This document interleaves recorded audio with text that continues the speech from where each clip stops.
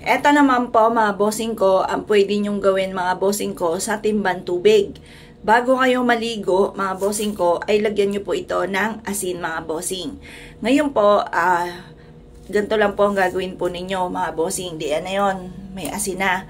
Haluin nyo lamang po ito. Tapos, ito na po mga bossing ko, ang inyo po mga bossing kong ipampaligo. At bawat buhos mga bossing ko, kayo ay magwi-wish. Halimbawa, mawala na ito mga kamalasan kong pinagdadaanan. Or kaya po mga bossing ko, ay makasurvive po ako dito, magkaroon ako ng lakas ng kalooban, at puro swerte na ang darating sa akin, goodbye kamalasan ako. Ganun po mga bossing ko ang gagawin po ninyo.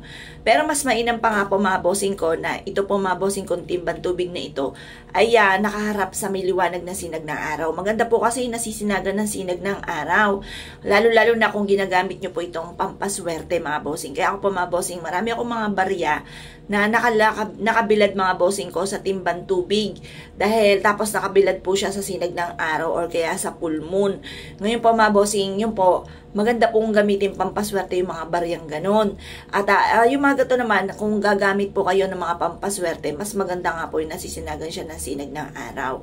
Kasi unang-una mga bossing, sabi nga po nila na energize daw po ang kung ano man yung ibinibilad nyo po sa sinag ng araw. Para ma-energize siya, tapos gagamitin nyo siyang pampaswerte, mabilis na maalis kung ano man po yung mga kumapit tuko na kamalasan sa katawan po ninyo. Kaya mas mainam mga bossing ko ay meron po kayong mga ganito mga bossing ko na mga pamamaraan.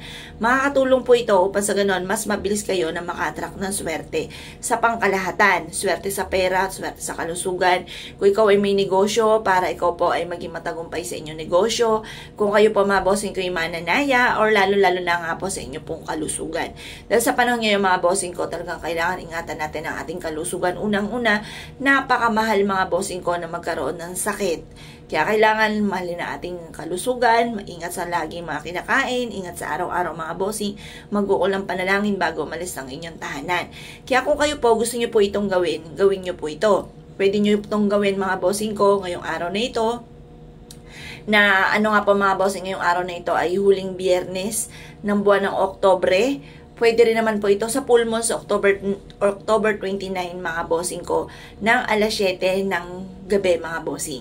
Pagkatapos makakatulong po ito mga bossing ko upang sa ganon, sa darating na November ay mas siksikliglig at umaapaw at maraming blessing ang dumating po sa inyo. Kung ito po ay never nyo pang hindi nagagawa, subukan nyo po ito at ito po ay mapapasin ninyo na iaadya ka naman lagi kung saan lagi ikaw ay suswertin. Bukod sa panalangin ng taimtim, pag-iingat mga bossing at pagiging positibo. Kasi alam nyo po ba mga bossing ko, nagpapakain sa utak natin. Ayun nga po yung isipan natin na tayo ay maging positibo. Kasi kung positive ang nasa isip, positive din po ma-absorb po natin mga bossing. Kaya ako mga bossing, positive lamang. Magiging okay lahat mga bossing ko. At yun nga po mga bossing ko, gagaling na ang aking anakis na maganda.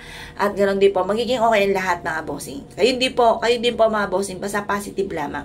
Kaya kung kayo pinaniwala at naisyo po itong gawin mga bossing, ay siya mga bossing, good luck po sa inyo po lahat.